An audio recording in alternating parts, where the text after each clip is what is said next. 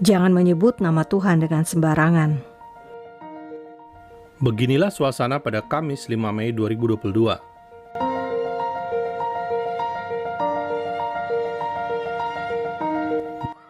Dua pintu berwarna hijau ini adalah pintu Masjid Al-Aqsa.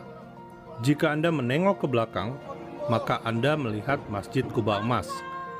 Inilah lokasi dua masjid utama yang ada di Yerusalem, ibu kota Israel. Orang-orang yang lewat di antara kedua masjid ini adalah orang Yahudi yang memang diberikan izin untuk masuk ke Al-Aqsa oleh Dewan Wakaf Yordania, pemegang otoritas kedua masjid tersebut. Meski diizinkan masuk ke kawasan Al-Aqsa, orang Yahudi selalu harus didampingi polisi Israel, sebab penolakan umat Islam yang menganggap seluruh kawasan masjid hanya untuk umat Islam saja. Penolakan umat Islam ditunjukkan dengan melantunkan takbir, menyerukan nama Allah SWT dengan suara riuh dari berbagai arah, dari berbagai kelompok. Polisi Israel hanya mengawasi, tidak melarang atau menghentikan suara takbir sama sekali.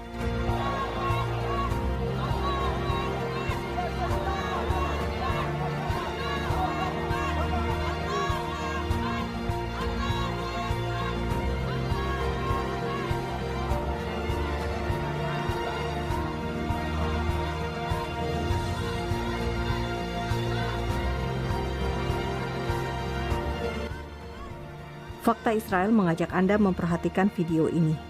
Video ketika orang Yahudi melewati lokasi bekas bait suci Yahudi.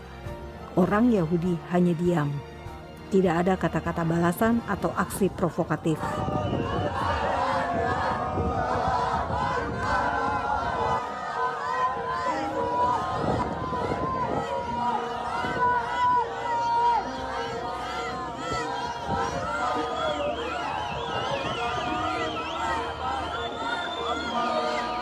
Seorang bapak Yahudi malah mengajak anaknya yang mungkin merasa takut untuk melambaikan tangan ke arah orang-orang yang menyoraki mereka. Inilah yang selalu terulang di Masjid Al-Aqsa. Ada orang Yahudi, maka ada orang yang bertakbir. Fakta Israel teringat sebuah ayat di Alkitab yang mengajarkan kita untuk tidak menyebut nama Tuhan dengan sembarangan. Kita menyatakan Tuhan sebagai Maha Besar, tentu sebagai pujian. Kita menyatakan Tuhan sebagai Maha Besar, tentu sebagai penghormatan kepada Tuhan Sang Pencipta dari manusia ciptaannya. Keluaran 20 ayat 7 tertulis, "Jangan menyebut nama Tuhan Allahmu dengan sembarangan, sebab Tuhan akan memandang bersalah orang yang menyebut namanya dengan sembarangan." Ketika orang Yahudi masuk ke kawasan Masjid Al-Aqsa, orang Yahudi tidak akan menodai tempat suci ini karena bagi orang Yahudi, lokasi ini dahulu adalah tempat bait suci Yahudi berdiri. Karena itu orang Yahudi menyebutnya Bukit Bait Suci. Orang Yahudi masih menghormati tempat ini dan menganggapnya suci, sehingga ada orang Yahudi yang masuk tanpa sepatu sama sekali, walaupun hanya sepatu kulit yang dilarang menurut aturan hukum Yahudi. Itulah bentuk penghormatan orang Yahudi akan tempat ini. Orang Yahudi tidak akan berteriak-teriak memanggil nama Tuhan Abraham, Ishak, dan Yakub. Orang Yahudi mampu menahan diri, menundukkan keberadaan mereka pada otoritas Tuhan Israel, Sang Pemilik seluruh ciptaan.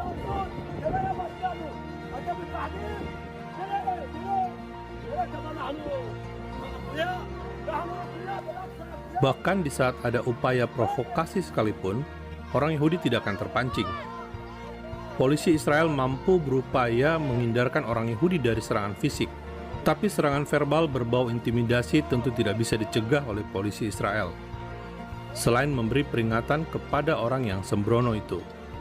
Jika ada orang yang melantunkan takbir, menyebutkan nama Tuhan tanpa tujuan khusus untuk berdoa atau sebagai bentuk penyembahan, bukankah ini adalah bentuk penyalahgunaan nama Tuhan? Bukankah ini yang dimaksud dengan menyebut nama Tuhan dengan sembarangan? Bukankah ini yang dimaksud dengan menyebut nama Tuhan dengan sia-sia? Fakta Israel mengajak Anda merenungkan satu hal lain.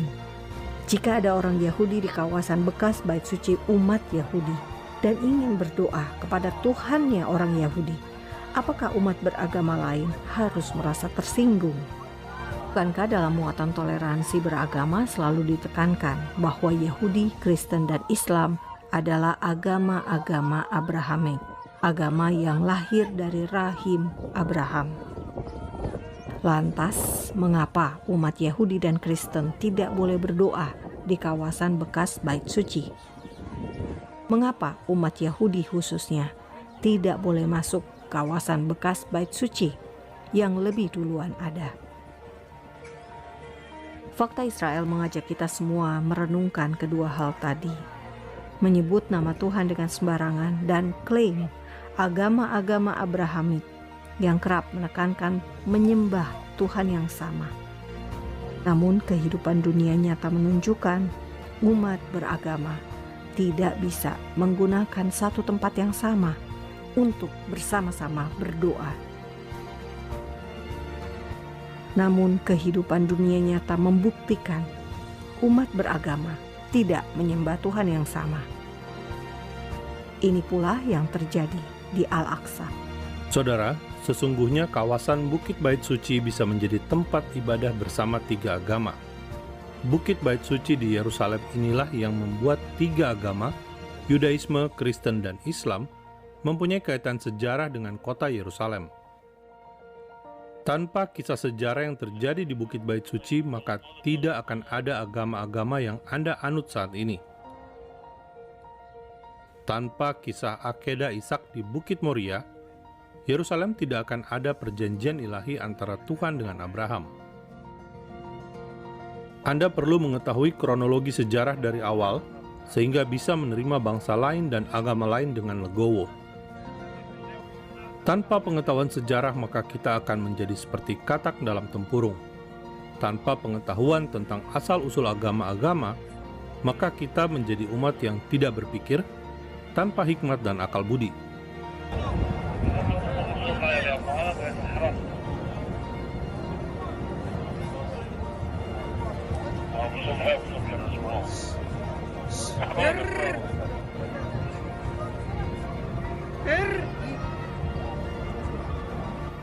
Anda bisa melihat tiga perempuan yang duduk menyaksikan orang Yahudi melewati mereka. Berbagi situs bersejarah bersama-sama itu mungkin terjadi. Menyembah Tuhan menurut agama dan iman masing-masing di bekas Bait Suci Yahudi itu bisa dilakukan dengan damai, tanpa kerusuhan dan konflik. Damai dimulai dari diri sendiri.